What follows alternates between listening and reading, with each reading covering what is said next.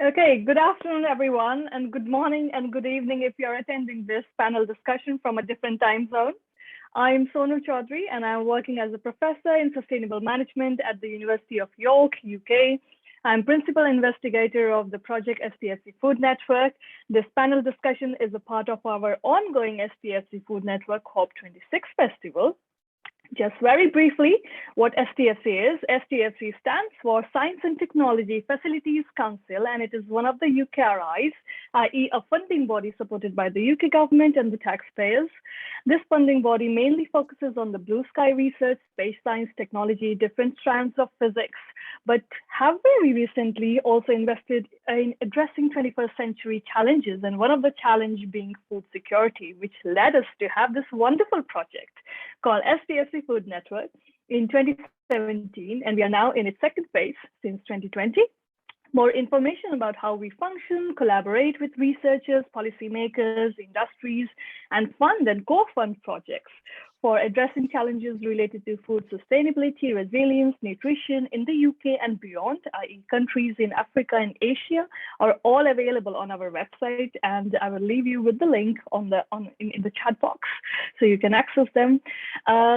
We are now having presence in 18 plus countries with 1,200 plus members. So if you're not already a member of our SFN family, I would invite you to be part of us. Right, without further ado, thank you so much once again to everyone for joining us today for STFC Food Network COP26 panel discussion on how different types of innovation in business and governance model, innovation in food policy, innovation in emerging technologies, consumer behavior, ESG perspective can help us to create a net zero or a carbon neutral food system. So today we have an interdisciplinary panel of experts who will help us understand what we need at this hour.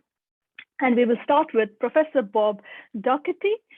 He is the Professor of Marketing and Chair of Agri-Food at the University of York and is currently leading a 5-year BBSRC project on Fix Our Food, among many others. He's also our co-I on STFC Food Network project. Over to you, Bob. Yeah, thanks, Sonal, for a wonderful introduction. And I just want to welcome everybody. It's great to see all the participants. And I guess it's a good afternoon, good evening, or even good morning for some of you. So thank you for joining us this very important debate. I'm going to say there's no silver bullet and to reducing greenhouse gas emissions in the food system. And what we do need to do is take a food systems approach, very much around a multi-pronged, coherent framework that tackles and uses innovations, some of those from the STFC network, to bring down those greenhouse gas emissions in the food system. So I'm just going to give you a kind of a flavour and a few examples where we are intervening, where we could intervene in terms of some of the innovations that we're working on and that others could work on as well. So the first one I want to propose is a balanced diet.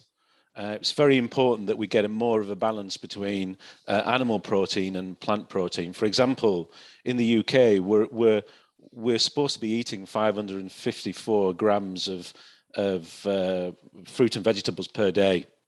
On average, we're only eating 129 grams. So there needs to be a shift in balance in our diet globally and also in the United Kingdom. The second area is food waste. So it's very important that waste in food takes place pre-farm, but also right through the supply chain and also through to consumption, which a number of people are going to talk about in terms of consumption. The pre-farm gate waste is probably higher than we first thought. And when I'm talking about waste, I'm also talking about packaging. It's very important that we factor packaging into this as well.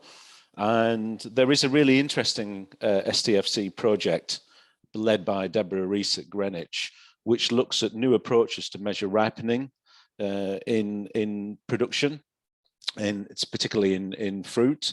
And I think that in that intervention, in terms of the innovation of hyperspectral imaging, can actually work to reduce waste, particularly not only on pre-farm gate, but also through the supply chain as well. That's just one example. I would like to see a 50% reduction in food waste in the United Kingdom, including packaging, a move to recyclable and compostable packaging, there's really no excuse for doing that. And some food businesses are really pioneering in that area.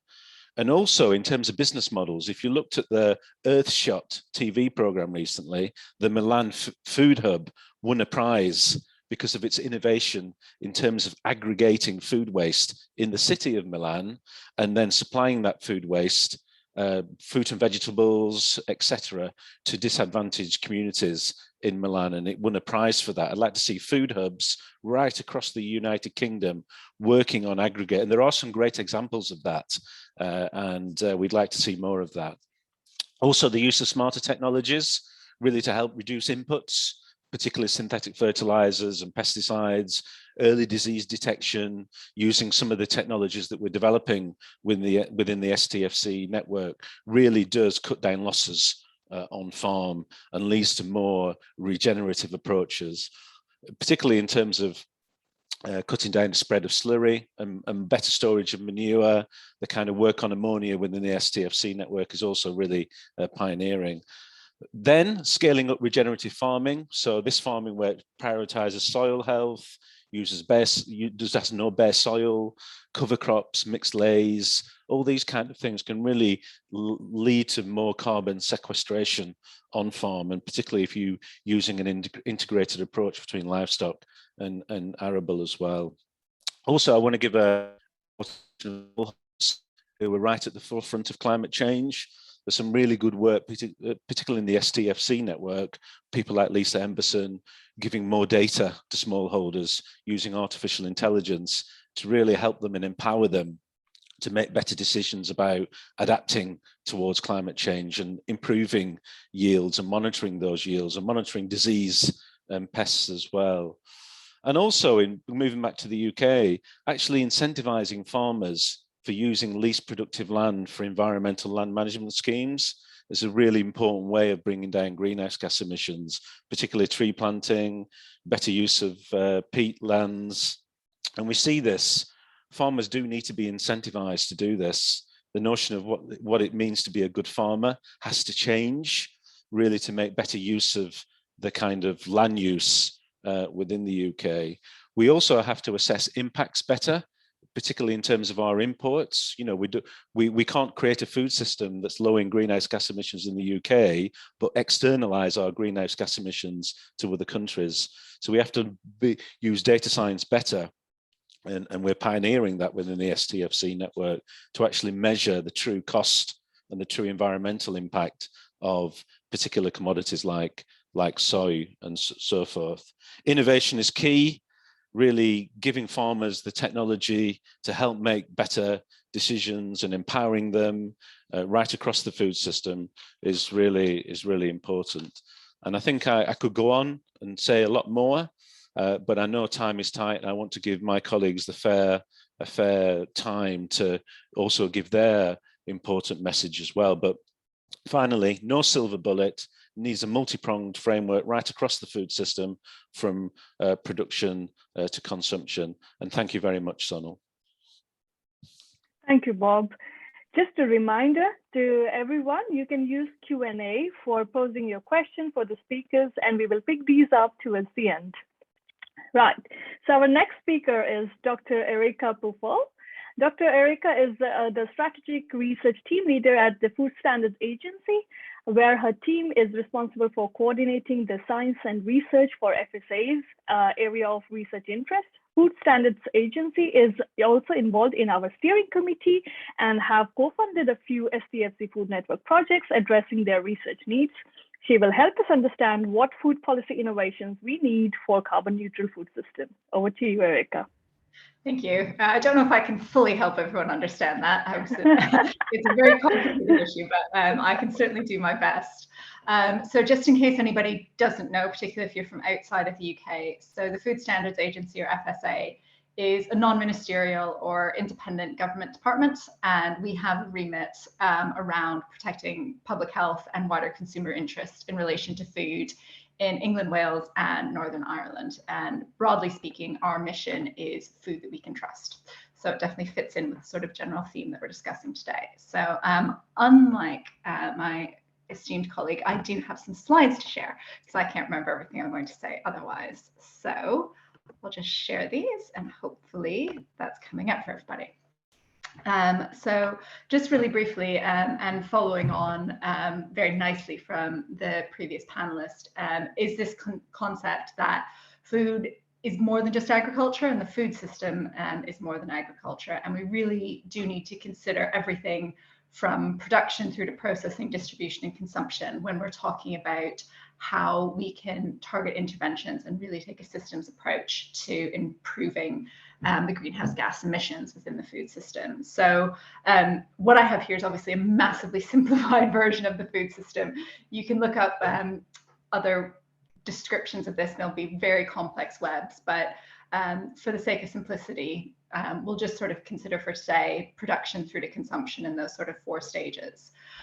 What this does mean is that any policy changes or regulatory changes that we can sort of think of that might initially appear unrelated could actually have a contribution to achieving net zero. So one of the examples we can think about that's slightly tangential, but is the commitment to moving towards electric vehicles. So phasing out cars and vans that use petrol or diesel within the UK by, I think it's 2030 is the goal.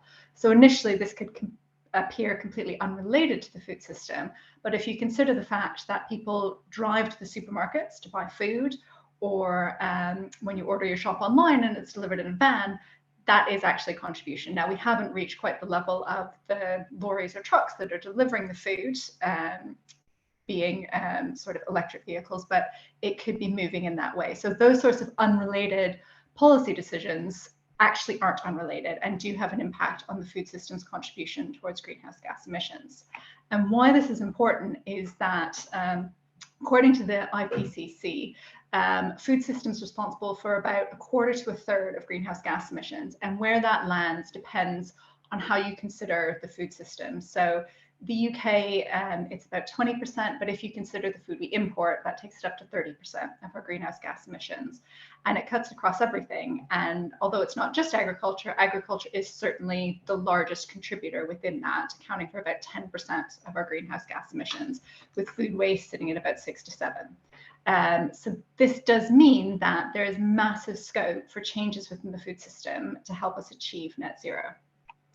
So what are some of the ways that we can think about this? There are many, many, many different policy options, but I've just picked out some sort of highlights here of things we could consider. So within taxes, you can sort of take at the agricultural production level a tax on the emissions, or abatement payments to sort of encourage farmers to move towards sort of emission reductions.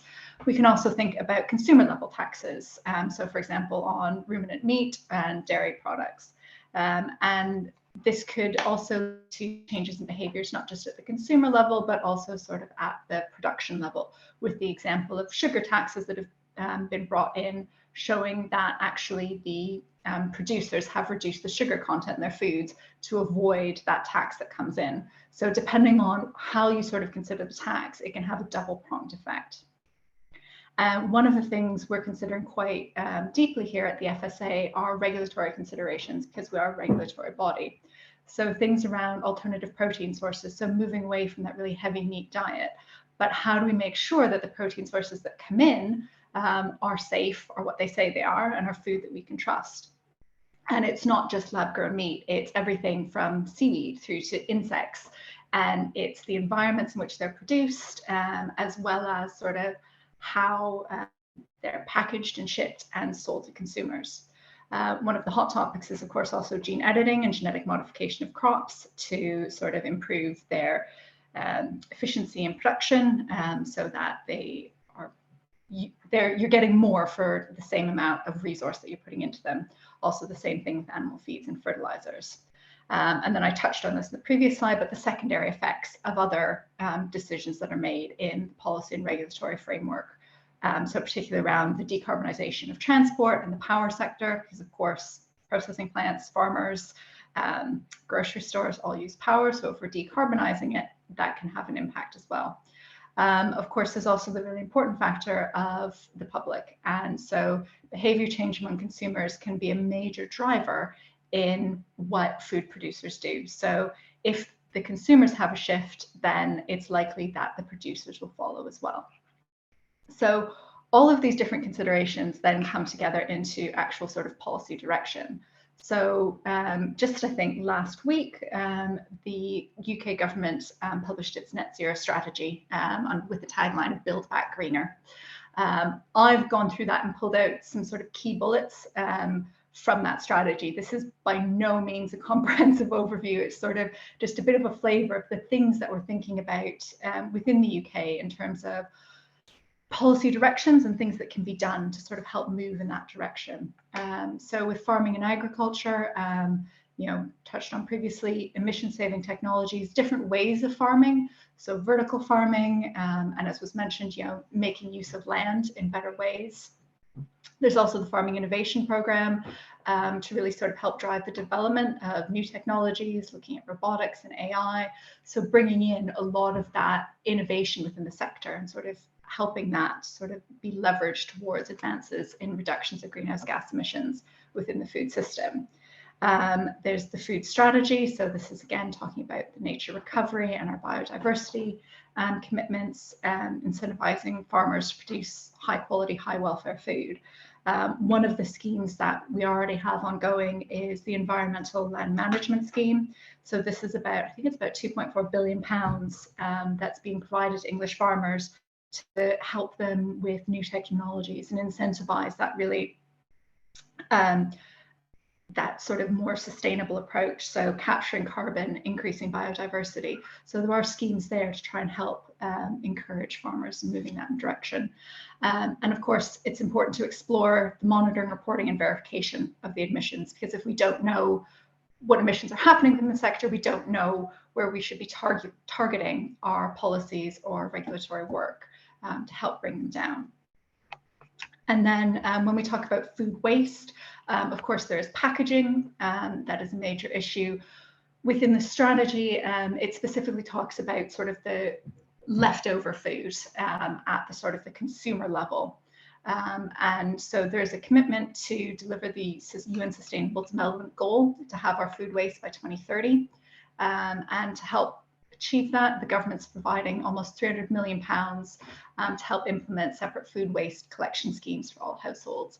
And this then means that coupled with initiatives to reduce food waste, the food waste that is produced will be used in a sustainable way. So turned into energy sources and digestate, which is a soil improver. So even though we will still have food that's going to waste, it's being reused as opposed to just being put into a landfill. So it's really that whole systems approach about how can we reduce food waste as well as making better use of the food waste that remains. A lot of this will, of course, be in collaboration with the public and with public action groups. So there's WRAP, which is the Waste and Resources Action Programme that has several initiatives ongoing and working sort of with initiatives like Food Waste Action Week to help people think about the way that they're using food and consuming it. So one of the main strands that comes in with all of this is, of course, how we work better with the public, because if we can empower people to make choices that help reduce their greenhouse gas emissions, then that makes sort of our lives much easier because everybody's sort of pulling towards the same goal as opposed to pulling in different directions. So one of the things that we think about at the Food Standards Agency is labelling, because that falls within our remit. And so there's commitment from the government to explore the evidence base for environmental labelling within food production and disposal. So really having those sorts of labels on products to allow consumers to make informed choices. And one of the things we do at the FSA is look at sort of consumer behaviour and perceptions and their drivers. And we have seen that there is definitely an appetite within the public to better understand where their food is coming from and having more sort of sustainable food choices available to them. Other things we can think about are sort of action campaigns, so having particular champions that are coming up with different ways about tackling climate change. And of course, if we can properly invite the public to shape the debate around reaching net zero, whether it's through consultations or dialogues, that can actually be really beneficial to us as policymakers and regulators, because it's that sort of idea of, you know, the wisdom of the crowds, and that there will be ideas that come from outside of policymakers and regulators that are really useful and interesting that we can take forward that we wouldn't have thought of ourselves, because that's not necessarily the mindset where we're thinking in. So that brings us a question to what next? The challenge for us is, how do we make all of these changes happen so that regulation isn't standing in the way of innovation and change, but is instead facilitating it and hopefully even sort of driving some of it forward. And so absolutely, science and innovation are going to play a huge part of this in moving in the right direction, and not just in terms of the innovations and technologies, but also understanding the policies and regulations that are needed. And so finally, I'm going to be slightly selfish and just take last minute to give a plug for a side event that the FSA is running jointly with Food Standards Scotland, or FSS, next Wednesday as a side event at COP. So if you're interested in sort of how regulators and businesses and the wider food system can all work together, I would definitely encourage you to attend. It's a hybrid event, so it's both online and in person.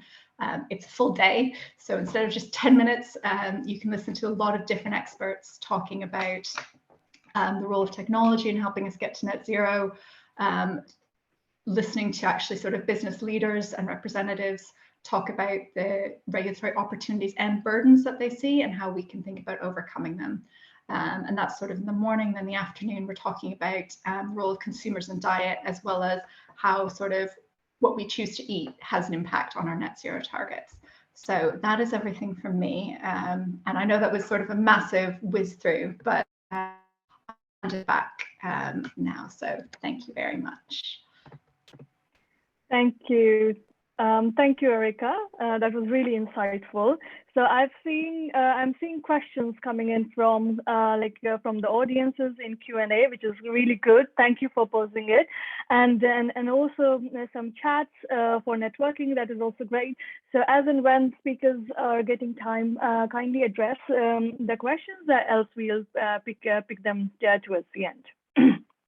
Okay, so our next speaker is Dr. Garant.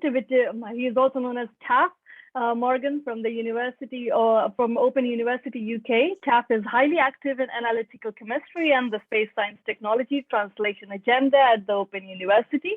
Within STFC Food Network, he has worked with a lot of different end users to develop novel sniffing solutions for determining shelf life of rocket salad, identifying avocados damaged or infected with fungi, and the early detection of Campylobacter in chicken farms. And he is one of the co-Is of STFC Food Network, and he will help us understand how different types of technological innovations we could have for carbon neutral future food system. So over to you, Taff. Thank you, Sonal. Yeah, so over the last 5 years or so, the Food Network have funded over 75 different scoping projects, looking at the translation of technology and know-how to a series of challenges. I also have some slides. I hopefully can share my screen.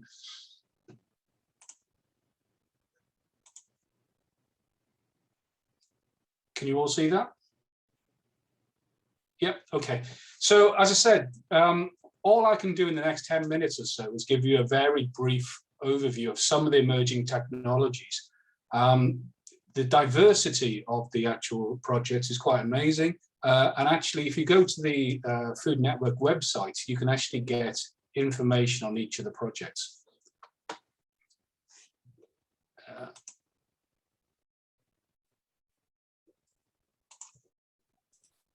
Okay, sorry.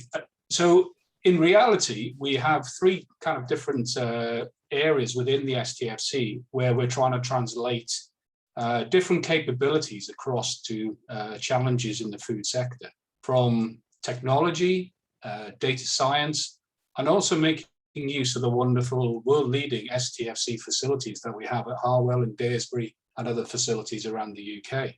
So we have a series of champions who are the top row there, Anthony, Jens, and Sarah. And we also have liaison specialists as well, who can also help in providing information and also facilitating the network in making the links to the capabilities that we have within STFC.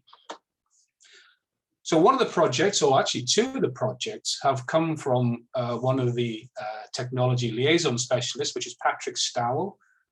These were funded, I believe, last year. They include a whole series of different universities in the north of England.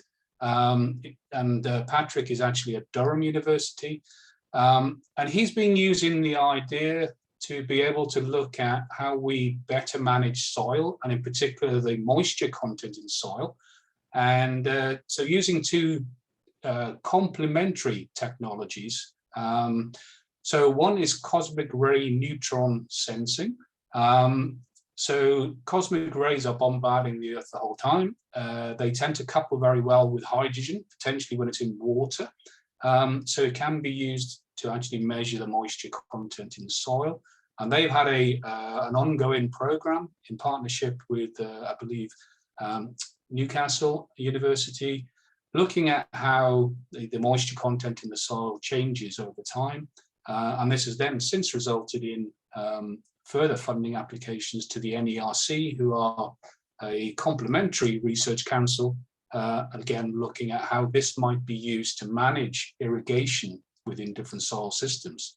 The other project they had funding uses a slightly different technology, so using infrared imaging on drones to actually then do field scale measurements of moisture and how you can actually optimize, again, the parameters within your field system. So this is all about managing your crops and managing moisture within the different systems. Bob mentioned earlier hyperspectral imaging with apples and the ripening of fruit. So this is a project with Debbie Rees at University of Greenwich, working with colleagues at RAL Space. So they're more used to using images from different planets or different satellites.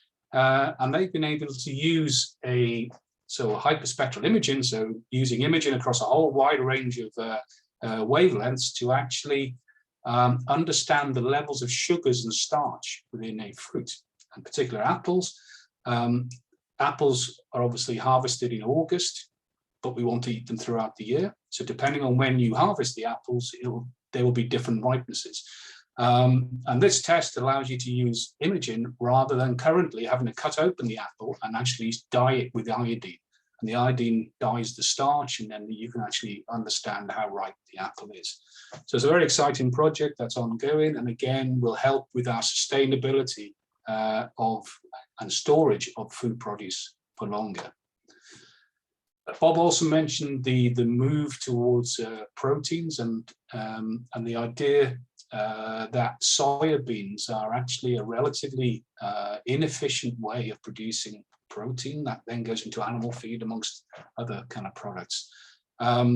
Again, the STFC have been employed to help a startup company called Dry Grow, who are looking at using a different aquatic plant, but which is actually very good at and efficiently using water. So it uses 98% less water per ton of produce than soybean. And this work has been with colleagues of mine at the Open University, again, using high resolution spectrometry and then machine learning and data interpretation to look at different measures of the vegetative indices of the plant. So Dry Grow have been growing the plant under different temperatures, under potentially very dry conditions, and looking at how that affects the quality of the produce that's being generated. Water, again, as we keep talking, is going to be really, really important, particularly in the agricultural sector. And here we have a project led by Devendra at the University of Surrey, working in partnership with the facilities at Daresbury to look at how you might purify wastewater using electron beams to actually clean up and allow that water to be recycled and effectively removed. So as Devendra says here, the methodology is 95% efficient in terms of removing organic compounds, but it's a much quicker technique than using things like filters. So inevitably, this is lab-based currently, and so a lot of the work now going forward will be in looking at how this can be, the proof of concept can be used to convince investment to take this through to something that can be used on a much larger scale in potentially farms where water is a real big issue. Another use of our facilities is using high-resolution X-ray imaging to look for the presence of arsenic in rice. Of course, rice is a huge, is used all around the world as a food source, and rice pumps a lot of water through it, and this means that arsenic, which dissolves in the water, can actually get into your rice plant. And really, people don't fully understand where that arsenic goes. And so Manoj has been busy working with the facility to actually characterize a whole range of different varieties of rice and see where the arsenic goes, and to actually then characterize the potential risks for not only humans but also animals, because different parts of the rice plant are used for feed. This has resulted in a couple of seminal publications already, and the establishment of a network, which you can see named there, which is the ARR network. So a great use of kind of high-end capabilities. The project I've been involved with has been led by Cardiff University. I was lucky enough to be involved in a mission to go and sniff a comet. And our colleagues at Cardiff, who are in the biological sciences department, have specialized in sniffing lettuce and other kind of rocket salad to look at how you might understand the shelf life of salads. So they had some marker compounds, but their machine was a very big, expensive instrument. And my colleague Sam and Sheridan and I have been looking at how we can take the lessons learned from building a miniature instrument that can survive 10 years in space and land on a comet, and how we might be able to provide that as a solution to allow the analysis to be done in the field or in a supermarket, for instance. And again, food waste, as we heard previously, is a really big problem. And anything we can do to reduce that by increasing the shelf life of our bagged salads and other produce is very important. We have interest in this from a number of commercial organizations, and more recently, we're taking this forward to see if we can use the same methodology to actually detect listeria in food samples as well. So, as I said before, I'll finish. We have a number of projects within the STFC Food Network, and I'm sure you'd be more than welcome to go to the website to understand what it is we do. Thank you. Thank you so much, Taff, for shedding some lights on some of the projects of STFC Food Network. So these are not just only the projects which are focusing on carbon or innovation within the food system. There are other projects as well. So more than welcome to please email us or join our network and visit the website for further details. Right, I think I've seen somebody asking where's the Q&A function. So if you look down where you have the chat box, extreme right hand side, you would have a Q&A box as well, so you can post your questions there. Gareth, are the questions being posted by other participants visible to all the participants, or? I'm not sure about, to be honest. Okay. I just, Christian, do you know? In the standard Q&A, they won't be until you click answer, then they'll be posted up. So once we click answer, when the Q&A session begins. Okay. Thanks, Christian. Cheers. So our next speaker is Dr. Christian Reynolds from City University, London. Dr. Christian Reynolds is a senior lecturer at the Centre for Food Policy, City University in London.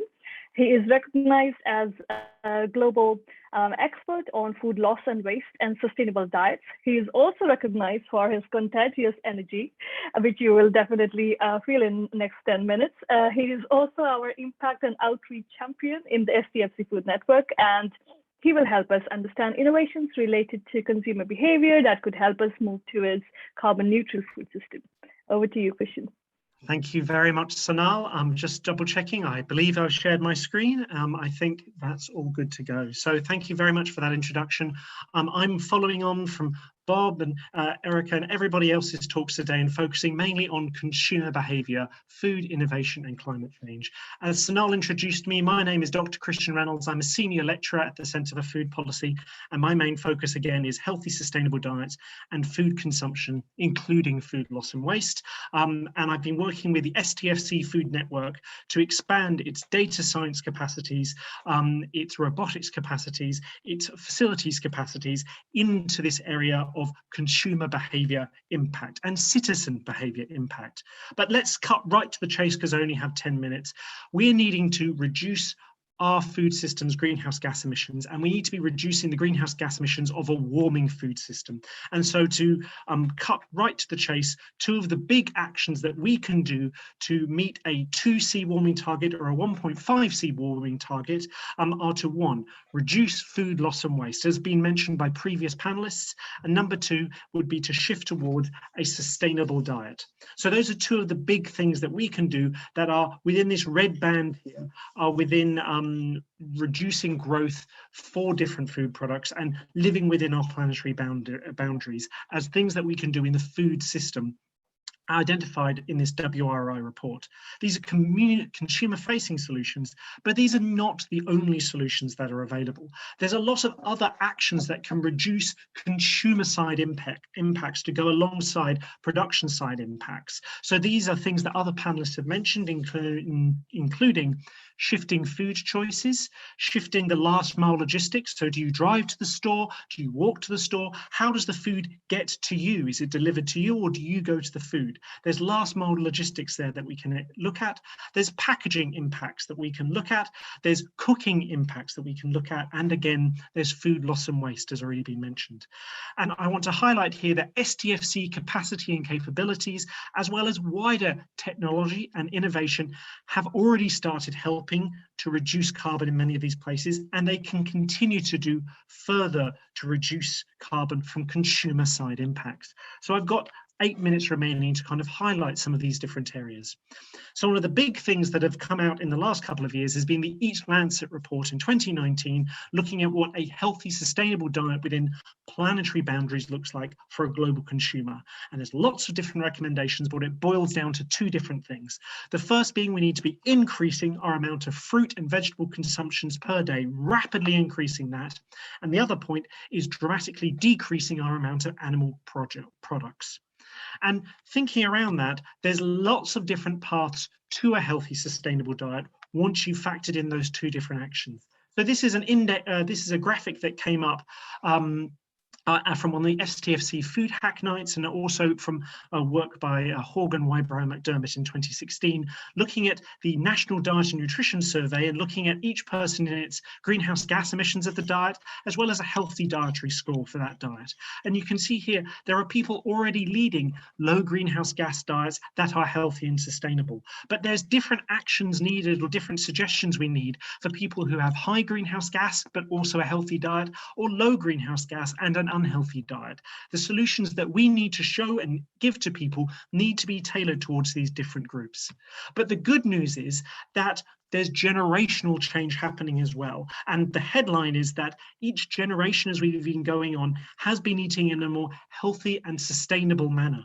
So this is some data science work that we've done as part of STFC, looking at how the generational dietary impacts have changed over birth years. So the big news is that boomers and baby boomers and people from previous generations eat more unsustainably and more unhealthily. So we have generational change that is actually leading to better total greenhouse gas emissions per kilogram per day with age.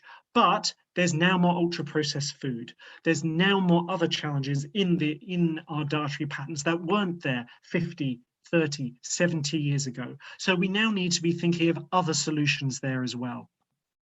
And like I said before, how we cook also matters. Again, this is some work that was funded by STFC Food Network, and it showed that this was based on different citizen science outreach, as well as doing other surveys and other work. But it found that an astounding 61% of foods impact, specific foods impacts, can be attributed to the cooking phase. So not just the production phase, specific foods such as potatoes or cauliflower or cabbage can have up to 60 or 61% of the environmental impacts can be linked to the cooking phase, how people choose to cook something and in what portions, etc.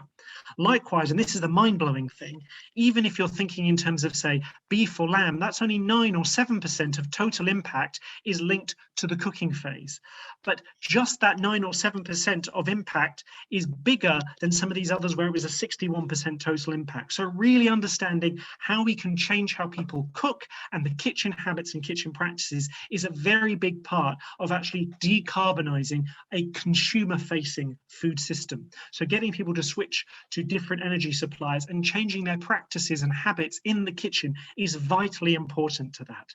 And these are things that have gone back, back to Diet for a Small Planet, discussing these things, but we now have the numbers and we now have the strategies that can actually help change people's diets to cook more sustainably, shop more sustainably. Likewise, as was been mentioned by previous panelists, food loss and waste is a big impact within the food system. 1/3 of food never reaches a human stomach, and 6 to 8% of greenhouse gas emissions, depending on the database you're looking at, come from food loss and waste. And the good news, again, is that there's lots of coherent policy options out there for citizens to engage with using technology and innovation. So that means we can be engaging with farmers as citizens, engaging with manufacturers as citizens, engaging with supermarkets, engaging with consumers themselves as citizens in using technology and innovation to solve these big problems. And I can highlight different STFC projects that have involved this in the Q&A afterwards. I'll also highlight that a way we need to move towards sustainable diets and low carbon diets is to change perceptions and practices. Now over 20% of the UK population is flexitarian. How do we move the next group of people towards being flexitarian? On screen is some images from a university survey versus YouGov data. And it found that at university, so in younger generations again, people are again increasingly flexitarian and wanting to move towards these healthy, sustainable diets. And so by putting these different interventions and trying them out in universities and in other like-minded organizations, such as canteens, such as public procurement, such as what Bob mentioned in food hubs, we can have that first step to a truly net zero food system through consumer-led and consumer-facing interventions. I'll also highlight in my final minutes that we can empower change through these different mechanisms. Firstly, empowering citizens through providing enough information and actions that actually make a difference. One of the big things that I've seen already in the Q&A mentioned is eco-labels or carbon labeling and other sorts of things. But there's multiple other simple, dramatic changes that you can make as an individual, such as changing even just your power supplier, that can make a difference for the food system and the wider system. Likewise, we can be thinking about empowering individuals with community change and empowering individuals to change their local food systems. Carbon labels and eco-labels are just one point of this. At the moment, we're working with STFC researchers on apps, for instance, that you can take a photo of a recipe from a book and it will then automatically translate and spit back out the carbon footprint along with recommendations for how to reduce those sorts of impacts. So these things are possible and within grasp. There's many apps already out there that help you monitor food waste, help you look at your different carbon footprints, help you do all of these sorts of things. It's being able to interface with consumers and give them the tools. I'll also just highlight finally that we need to empower children, and I highlight two different age groups of children. 0 to 12-year-olds versus 13 to 18. Within that 0 to 12-year-old status, there can be a lot of negative emotion here around climate change and around net zero because they don't have as much power as adults do. But we need to give them the tools and the language to enable to engage their own parents and their own caregivers, as well as the wider adult community with their ideas on how they can facilitate change and how we as adults can engage with them. Likewise, from the age of 13 up, we can be seeing how they can become activists and citizens within the food system and give them their own tools. I'm going to highlight here an STFC funded collaboration called Take a Bite Out of Climate Change that is producing lesson plans as well as different information, games, etc., to engage younger people with climate change and how they can be active within that. So in my last few seconds, I'll just highlight saying, I've been Christian Reynolds from the Centre for Food Policy. Please do get in touch if these sorts of things have been of interest to you. So thank you very much for letting me talk about innovation and consumer change. Thank you so much, Christian. I think that was really insightful. I'm hoping others are finding that too. There are Q&A coming in. As and when speakers are getting time, see if you could address some of them. Otherwise, we'll pick them after this talk. Right, so our next speaker is Dr. Chris Comack. He is a former particle physicist, lecturer in physics, and a banking professional, quite a diverse career. He has been active in the area of economic impact of climate change since 2019 and has built and published models to help financial institutions price the complex risks associated with climate change. Today, he will present the ESG, environmental, social, and governance perspective for climate risk modeling and how this could help us move towards carbon neutral food system. Over to you, Chris. Thank you, Sonal, and it's a pleasure to present to everybody around the UK and the rest of the world. So I think many people now have got to grips with the challenge of what climate change is, and obviously with the COP series ongoing. One of the biggest challenges is obviously the mobilization of investment and capital. And along with that mobilization of investment and capital comes an understanding of the risks as well as those opportunities. And the finance world in itself is also facing challenges in terms of its capability to understand these risks and provides one piece of the puzzle to help solve the problem, but also needs to integrate across an understanding between the scientists, the technologists, those companies that are forthcoming in their ideas, plus also engage with a conversation with policymakers and regulators to define what can and can't be done. So I think probably a quick idea of the complexity of this challenge, if you like. For all the technologies that you've seen highlighted today, they represent the output from research institutions or companies, and their forthcoming impact in terms of their ability to decarbonize is important because these companies would like to attract investors. Banks would like to understand the specific risks as well as the opportunities, and do they achieve the objectives? And these are the really big questions. And the finance industry has been charged across the UK and across Europe at the moment to try and come up with understanding these risks. And we know they come into these broad categories, the physical risks that we all have a pretty good intuitive understanding of what they mean, but also these are extremely complicated, not just the concept of being able to downscale weather patterns from forecast models, but also how do you assess these collective impacts, whether it's collective impact to agricultural yields, the impact to nitrogen fixation in soils, water retention, carbon sequestration, plus all these complexities in the agricultural system that we know are just very complicated to understand, to feed through over this period of, let's say, 30 years in which we have to get this right. And then there are complexities at individual asset levels. And then there are the transition risks. So transition risks are those concepts in which a company may be exposed to high carbon emissions. So let's say that's the farming industry as a good example on average, but also things like the energy industry, transport, etc. They have to come up with a plan, a strategy, and communicate that to their stakeholders, whether that's government policy makers, their financiers, their investors, but also to us, to convince us that they are on the right path to decarbonize. If they're not on the right path, or the measurement of their capability is erroneous in some way or not capable, there's a problem, because finance will then freeze. Uncertainty will increase. Allocations to potentially decarbonizing solutions may evaporate. If people lose faith in markets or faith in policymakers to affect efficient markets, there is a potential issue. So these are the challenges that the global banking industry is trying to address, and companies like myself to help facilitate these challenges.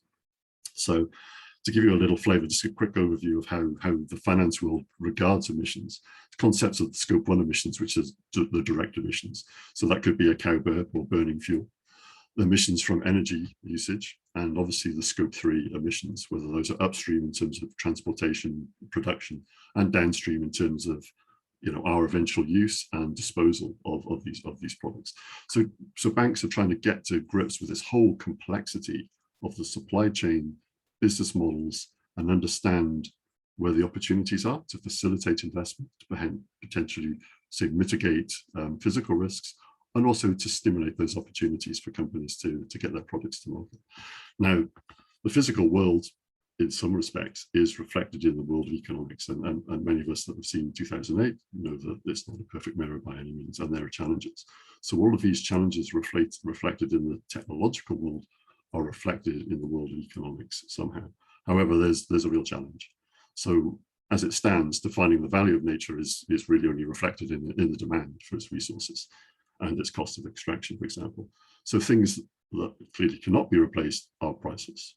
However, where they are abundant, economic value does not reflect this concept. So there's a real potential disconnect, and we know it. We know this short-termism view versus the long-term desire to affect change. But at the same time, we are part of that system. We are part of a financial system. We invest, we engage with companies, they pay us a salary, we provide our labor in return, and banks facilitate the movement of money. They are regulated, but at the same time, the banks play a very critical role in many different respects. So banks, as I said, have been given this charge to say, well, how do you assess the risks? So a disclosure framework such as the TCFD, the Task Force for Disclosures on, say, carbon emissions, has led to a framework that is building, but it's very much, in its infancy by banking model standards. And so there's some real challenges. So the banking industry has built a good, comprehensive, qualitative view of these risks, and now is only just, in comparison to the decades of model building in other spaces, beginning to embed and understand these risks. And that's a concern, because if banks don't understand the risks, and they're not, and policymakers are still trying to join up the dots, then there's a challenge that certain investments do not come through, despite the will of many people to effect a change. So it's very important to sort of understand what can be done to accelerate this across the diverse range of business endeavors, from large companies to the SME sector, especially agriculture. So the problems the industry faces are, what are those rational economic drivers? So we've had discussions on taxation. Carbon taxation is a common aired policy. However, we're in an environment with high inflation. Agreement on global taxation is a challenge. There are mechanisms of embedding carbon pricing into rational economic behavior, but at the moment it's still open, because there are only a handful of mechanisms, and there's very little clarity as to what it could be. Data is a huge issue. Do you want banks to collect that data when in actual fact we own that data, either as companies or as individuals? How do we facilitate the pooling of that data, make it transparent? How to make it secure as well? So these are the challenges that the banks are understanding. And then there's the risk models themselves. They all rely on, what are these drivers? What is the data? So the data is a big part of the solution, and that's where technology can certainly aid. And so TAF has provided a very good example of building tools of monitoring, and this is critical. This is really critical. Provide that transparency and that insight, that auditability that can be regulated, overseen, and create confidence in financial markets. So the real challenge is, if we look at agriculture, what can the finance industry do? And the finance industry needs to work with policymakers, financial regulators, and the industry itself to build a framework that really does accelerate the transition. And by accelerating the transition, affecting monetary flows into the right space. So agriculture in the developed world is very much a very small contributor to overall GDP. And it's suffering somewhat from an investment, let's say. However, it stands out because in one aspect, it has a potentially huge impact it can have on carbon markets. And I'm talking regulated carbon markets like emission trading schemes that help guide policy to actually reduce nationally defined contributions. So how does it all fit together? How could we facilitate this rapid acceleration? How can we bring these players together and to help facilitate the growth in new modeling capability, data capability? So what values do banks bring? So banks provide a means effectively to create liquidity in new markets, new structures. They do something called risk warehousing, whereby they take the risk, they pay the cost of hedging that risk, and in doing so provide an opportunity for people to engage in new products, solutions, and actually drive investment. So you can de-risk an investment, or you can actually provide a loan that is well understood. And another thing that banks are is they are regulated. They are overseen. Their data, their risk models, what they do, what they transact, and the fees that they pay on those transactions are overseen. And that's important as we enter into an era of new markets, for example, voluntary carbon markets, which are not necessarily well audited at the moment. That's a really big challenge, and that needs to change. That has to change. It's great to have innovation in space, but if we're to define what an NDC is going to be and how we measure that, it needs to be brought into a well-regulated framework. And standardization is key. And obviously this is an evolving space. And again, all this will require engagement of policymakers, recognizing that the ability to drive investment flows through more efficient mechanisms that have less fiscal drag are a critical part of any policy tool that can be brought together. And banks would be very willing to engage in means of facilitating monetary flows under that oversight. And so what about agriculture? So as I said, the economic contribution is small, but it has a big opportunity to engage in the carbon market. And that will be a great facilitator of monetary flows to reduce that burden and investment on the current farming infrastructure. And discussions of taxation and rebates are important, but they are potentially not as fast as market mechanisms could engage.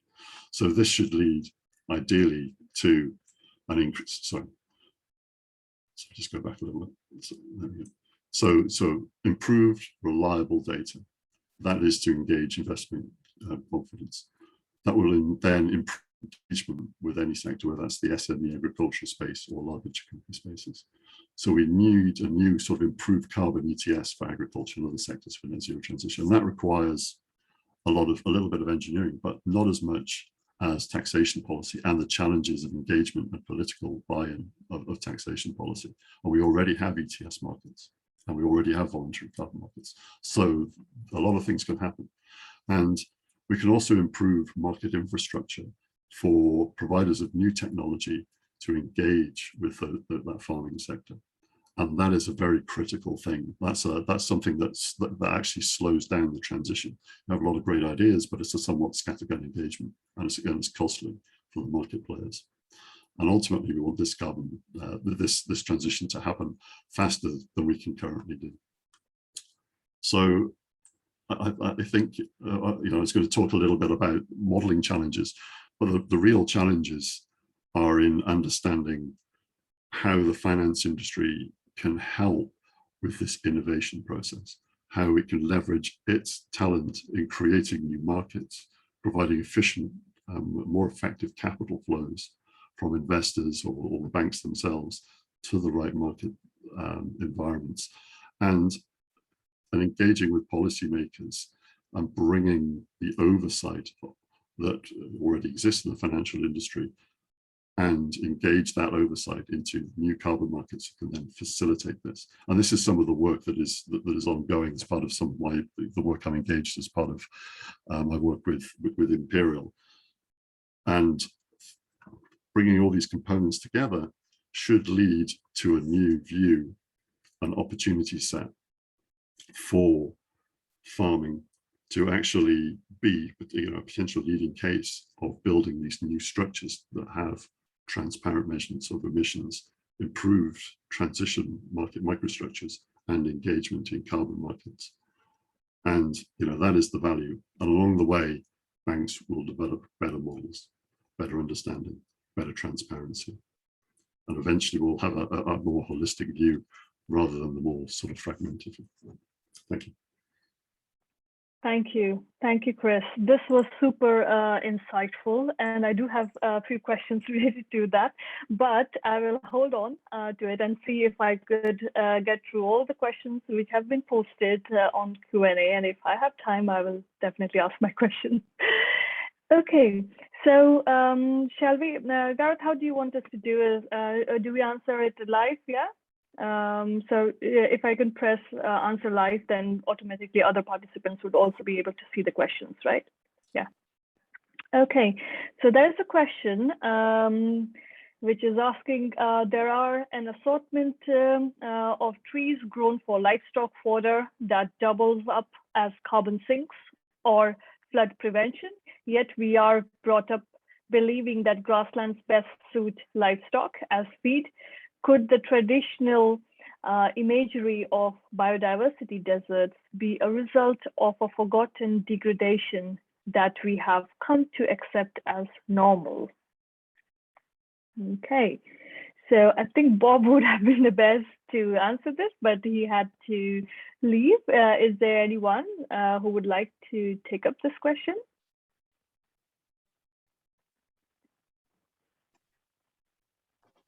I don't see anybody else putting up their hand, so I guess I'll address it. So hi, Andrew. Thank you very much for your question. So agreed, there is a lot of trees grown for livestock fodder globally. And also the landscapes that we have currently are definitely defined by the food regimes and how we've been growing. So that there is a lot of different complexity there in terms of that. So yes, there is a lot to think about what the imagery of farming and biodiversity looks like. But again, if we're taking the very long view of 2,000 years of agriculture, we have changed the landscape over those 2,000 years as we've become this. If you're thinking in terms of more what we could do towards net zero and innovation, thinking around urban agriculture, how our urban spaces might change, or intensive agriculture, which is definitely so urbanizing intensive, these different sorts of things linking through to more technological approaches might be part of thinking about how our urban spaces change, as well as what changes in terms of our rural and biodiversity spaces as well. So thank you for the question. Hopefully that helps you have a bit of a perspective. Happy for anybody else to come in on that. Thanks, Christian. Okay, so if there's none, then we can move forward. Right, what percentage of food is wasted at each part of the process, i.e. farm, delivery to processors, production, packaging, delivery to retail, and then finally at consumption? Now, I think a similar question was posted, which has been answered by Erica, and she has kindly posted, redirected us to National Food Strategy document, but there are different publications as well in and around food waste and loss. I think, Christian, you are trying to say something on fine. that? If I just share my screen, that might be the best way to go, just for 1 second. I know I'm talking here, but I'll just highlight here. So this is a report from 2012, which was, over a decade ago now, which did the first big cut, looking at it along the geographic axis as well as across different. So this is from the WRI report back in 2012, based on FAO data. However, if you look, you can see here that, consumption does play a big role across the world, but in different parts of the chain, different things happen. But the interesting thing is, this is a report I worked on with the World Bank Group, looking at different rates of food loss and waste in different countries. And so you can see here that different products within each geography, so this is just looking at the UK, have different rates of food waste and loss, which means that different solutions, different policies need to be in place for that. And this also links through to the amount of carbon that's embedded within each of these. And so if you're thinking about chicken or milk, which are much more carbon intensive products to create, should we be actually highlighting and focusing on solutions that will lead to the greatest amount of food waste reduction or the greatest amount of carbon reduction? Because those two are very different conflicting goals here along this chain in terms of looking at where the biggest amounts of carbon sinks are versus the biggest amounts of food waste and loss. But we can have double wins in terms of, say, fixing chicken or fixing the milk supply chains. But I'll stop there for the moment. Perfect. Thanks, Christian. That was very timely.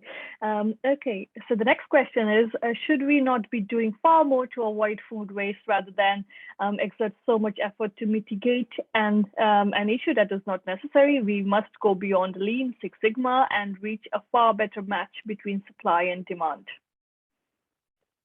I think we agree to that suggestion.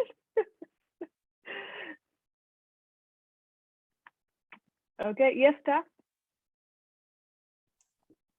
Yeah, completely agree. And I'm actually working with a couple of people who are looking at taking materials that would normally either go to animal feed or or go to food waste streams, and how they can be adapted and actually turned into usable capabilities.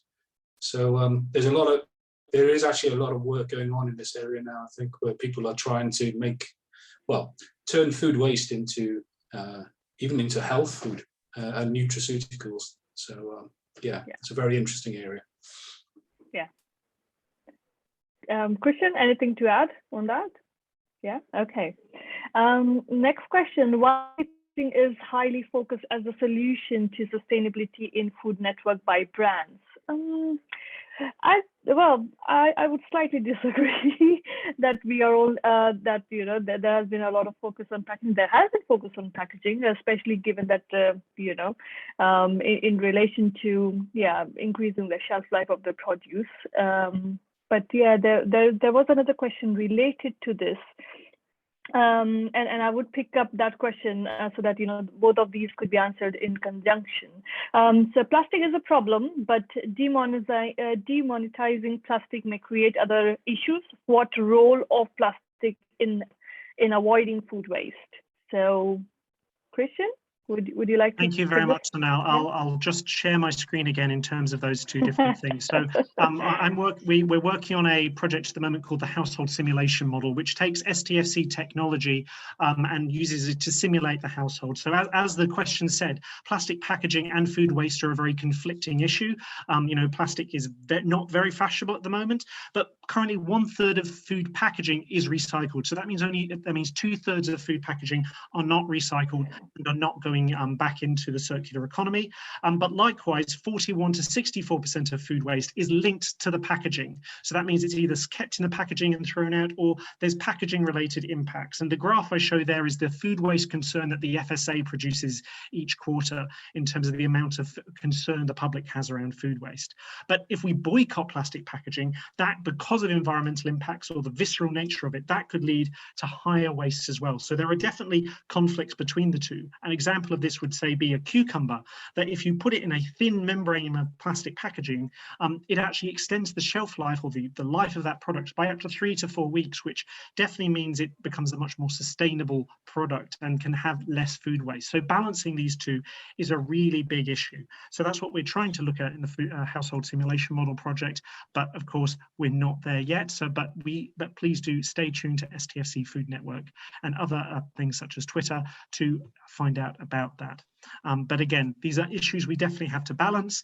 For food waste and plastic packaging, it's a 6 to 6% to 600% impact compared to the food waste inside it, depending on the item.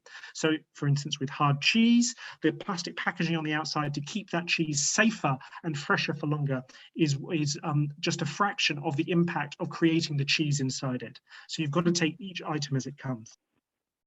Perfect. Thank you, Christian. So the next question is for Erica. A participant has, I think he missed some part of the webinar, but he's asking whether FSA has looked at how the shelf life testing process for long life products such as flour could be improved to reduce wastage when products are packaged with highly conservative shelf life dates. Alternatively, is there any guidance for restaurants from food safety perspective on utilizing these products which wouldn't be able to sold retail at retail level, but are still perfectly safe to eat? So this is where I'm afraid I have to admit some of my ignorance. So I've only been at the FSA since the beginning of the year. So since I have been at the FSA, we have not conducted any research on the sort of the shelf life question, but it might have been something we've done in the past, or perhaps could be something we look at in the future, certainly. So not as far as I'm aware, but that doesn't mean we haven't done it or that we won't do it in the future. And in terms of the guidance for restaurants, there's extensive guidance around food safety for restaurants, what should be done. It's not my area, I will admit, so I don't know of the specifics of the guidance around sort of after the best before dates. Obviously, use by dates are quite firm in that you should not use any products after that time because they are not safe to eat. So use by dates, absolutely no, they should not be served. But in terms of the best before information, I'm not aware of what the guidance is for food business operators around those. There will be people within the FSA who are, but it is outside of my area. So my apologies that I can't give a better answer to that question. No, that's fine. That's fine, Erica. We can address it through email. Yeah. So yeah, feel free to email us and follow this up.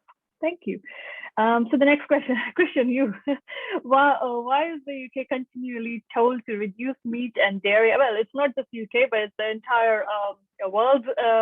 When we import 84% of fruit and 48% of veg, Wales only grow enough veg for 1/4 portion per day, but Hilltop lamb produces a whole portion. They will never grow veg on hilltops in sensible quantities. Thank you so much for the question, and thanks for raising this. And it's partially about, I've shared my screen to show this graphic, which is from Our World in Data, which is a data source looking, which is from the Poor and Nemechek 2018 paper that has global averages.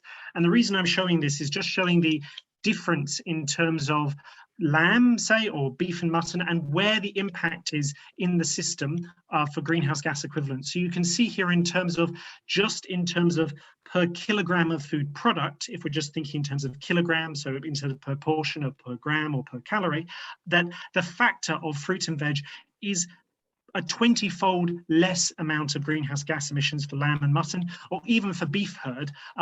So that means increasing the amount of calories or portion amount you have of fruit and vegetables compared to animal-based products will dramatically shift your footprint. Even say taking a lamb burger or a lamb or a beef burger and putting mushrooms into the burger will, because mushrooms and other sorts of things are so small in greenhouse gas comparisons, literally halve the footprint of that product. And so this is part of it. Yes, we cannot grow vegetables on all land, and we still need agriculture, animal-based agriculture within those different sorts of things. And just highlighting, there's this other graphic here that highlights the difference in different sorts of agriculture. So this is the confidence intervals around all the different modes of production globally. So you can see here for beef or lamb, there are very big tails. And the big thing that was shown in this paper is the bottom or the worst 30% of farms globally emit up to 80% of the greenhouse gas emissions for each different product. And so that means we really have to be thinking about where on the planet we grow it. So yes, Welsh lamb has to be grown, but we as a globe and as a person, at the personal level, we need to be having a lot more veg in our diets and a lot less lamb, because that way that lamb grown in Wales, because it's some of the best low carbon lamb there is, can be sent around the world for a global market.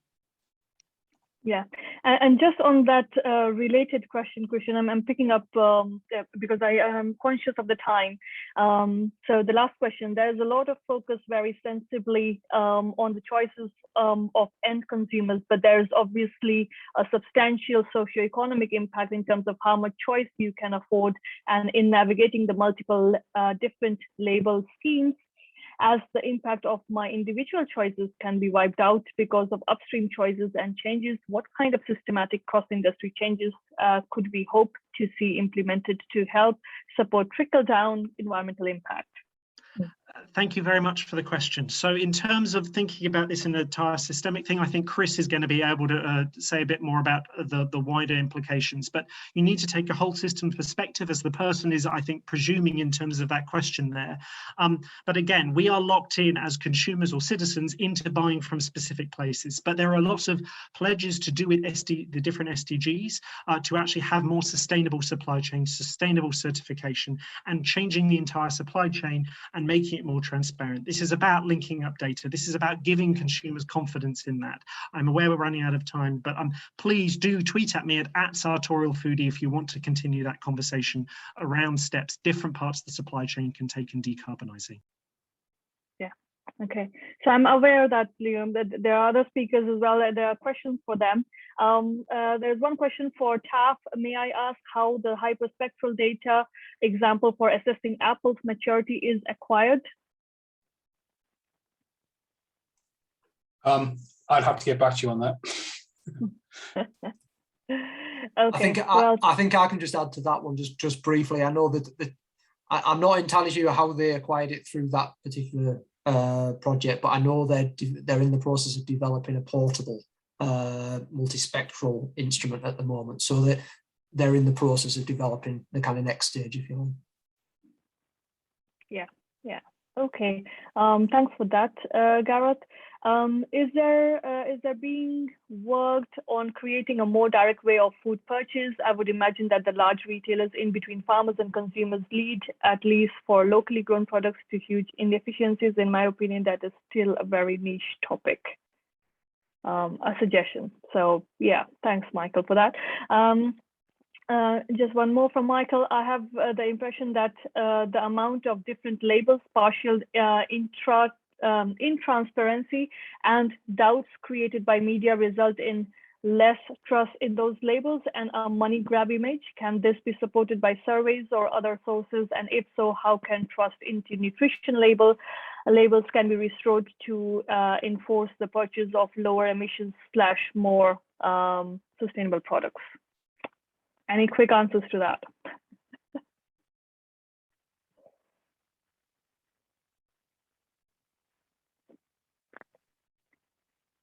Okay, if you do have them, please type the answer, and I would move to Chris, because there is one more question that we should probably address before closing the session. Chris, there's an attendee asking, I'm researching on measurement of organic carbon using remote sensing plus AI to facilitate farmers the access to carbon credits. Now, related to this, I mean, there's another question. This is a comment, but related to this, Chris, can I ask, like, how do we actually empower farmers who are actually working towards carbon sequestration to look into carbon credits or the trading for the carbon credits? And how do we actually regulate that? How is that regulated? Well, it's fragmented at the moment. So the large industry scale for, say, aviation or heavy industry, there is the ETS scheme, which has been the primary driver. So the ETS scheme, to put that in context, so that essentially is what is called the cap and trade scheme. So we're linked to each company's nationally defined contributions. You essentially start off at a civil level, and then you say, right, we have to decarbonize at this rate, and it drops down to the next level. And so that thins out the market in terms of the amount of carbon credits that are there, and effectively means that companies that are not decarbonizing pay considerably more or have to stop production. And hence, that is a way of managing productivity of potentially high emitting sort of industries. Now, with agriculture, it's a challenge because they're not part of that formal scheme at the moment, and they can engage via voluntary carbon markets at the moment. But again, these are fragmented. These are kind of things built by, well, I'm not going to generalize, but this is kind of the fintech Wild West, if you like, in terms of an understanding of what is measurable, what is not measurable, and there's a real challenge there. And it's important because agriculture is such a big source of emissions, but also potentially a big source of decarbonisation, that they get brought into this framework. And it's very critical and providing that oversight. So farmers can engage in these open markets now. However, in the long run, it's not prudent. And I mean, in the long run, I mean something in a period of like 3 years.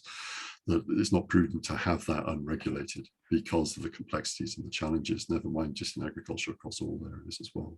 So it's very clear that this has to, especially in the agriculture space, has to come into the more regulated space and market liquidity provided, and these risks essentially offset as well through the financial mechanisms that exist in a wider scale, rather than these small, patchy, poor liquidity. Got it.